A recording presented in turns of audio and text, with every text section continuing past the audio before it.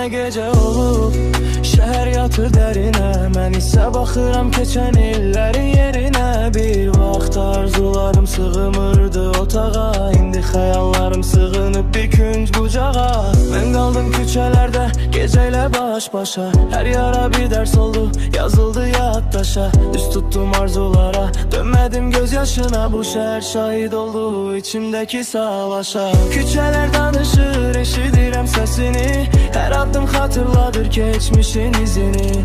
Yıxıldım, qalxdım, heç nə dəyişmədi. Bu çətin yollarda həyat dərs verdi.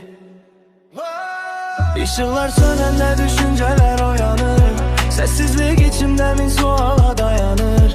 Nə qədər uzaq getsəm gözlər geriyə baxır. Könə xatirələr silinmir, yenə divarlarda qalır. Mən taleyə yox, öz gücümə güvəndim. Çətin günlər gördüm, amma yenə dirəndim. Arxamca danışdılar, dönüb bir söz demədim. Yıxılmadım, qarşılarında başı dik gəzdim. Yollar uzun gəldi, bu ürək yorulmadı. İçimdəki ümid heç vaxt yox olmadı. Kimlər gəlib keçdi bu dar küçələrdən. Bəziləri iz qoydu, bəziləri dost olmadı. Küçələr danışır, eşidirəm səsini. Hər addım xatırladır keçmişin izini.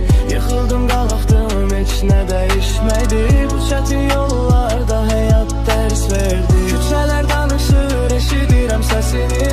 Hər addım xatırladır keçmişin izini. Yıxıldım, qalxdım, heç nə dəyişmədi.